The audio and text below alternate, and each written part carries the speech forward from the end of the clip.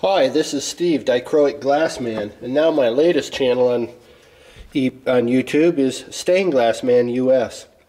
What I'm showing in this video is a piece of lead that I've twisted up already, and what I want to do is clean it up so that when I solder it to my window, the panel that it's going to be soldered to, that it's going to have a nice fresh it'll join really well. We have a nice fresh bond. And what I'm doing is just showing that I just use a regular piece of steel wool, and since if your lead is nice and clean, it's going to be a nice shiny. It's not going to be a dull pewter like this is. So you don't really need to spend the time doing what I'm doing right now. So what I'm doing is I'm just following the track of this drill bit looking lead now that I've created with my screw gun, and I'm just shining it up. Might seem like a lot of work, but if you've seen one of my panels, you'll know why it's worth it. and I'm assuming that your work will be just as nice. So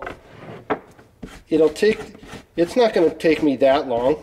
Even if it took me 10-15 minutes to do this whole strip, it's well worth it for me because I love what I do. This is just one of the ways I show how much I love doing stained glass. I also like showing and sharing my ideas with other people as well. I've never had any lessons, and I've taught myself 100%. And so what I want to do is congratulate and commemorate the other people that are just as knowledgeable about their craft. It's not that you have to have a lesson, but one of the things about lessons that I know that if there was a negative to lessons, once you start learning somebody's theory, a lot of people act like that is the truth, and it may not be. It's just that instructor's theory. So if you really believe that person and you're not getting the results, then it's time to question the teaching and maybe go to another source. And maybe today it's more relative to go to a new source. Maybe it'll make sense of something you've learned a long time ago that now really brings it to the center, and maybe now it's meaningful and important. If that's the case, well then cool. So I've achieved about 3 feet of my 6 foot, well, not quite 3 feet then. It's about 6 foot length. It's not taking me long. I'm just taking my steel wool, taking my time, and going down these little tracks. And I want them nice and shiny for a couple reasons.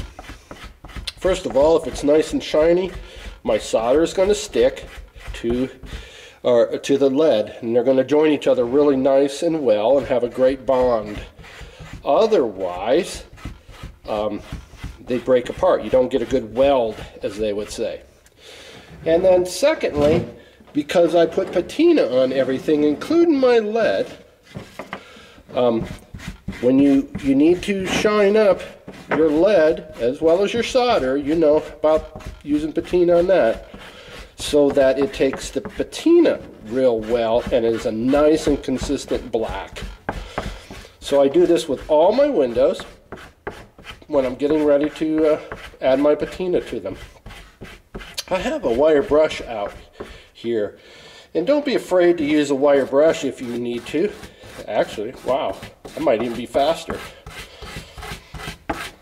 And it's just a cheap wire brush that you could buy at a hardware store, and it works, in fact, pretty well right now. Maybe I should have done this all along. Yeah, that's doing really good.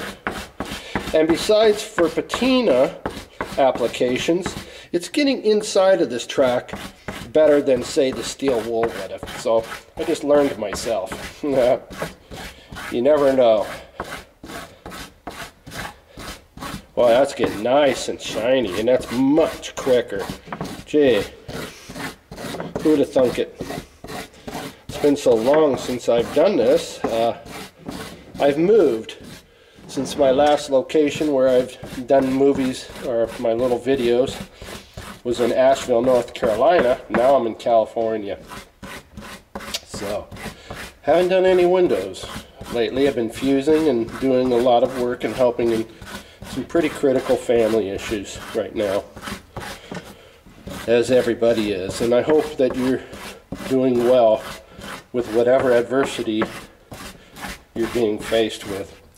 So this whole video right here just has to do with the idea of cleaning it up.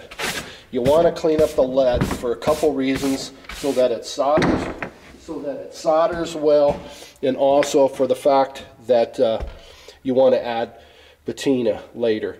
Well, next step, that is. Otherwise it's going to oxidize all over again and be a real dull pewter gray look.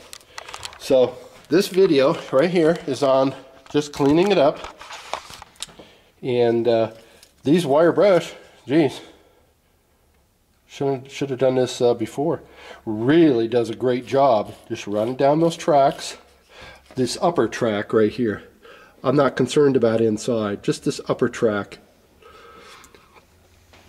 And we'll walk through the rest of the video. The next step I'm going to do is I'm going to literally start soldering it. So see you in the next. Bye bye.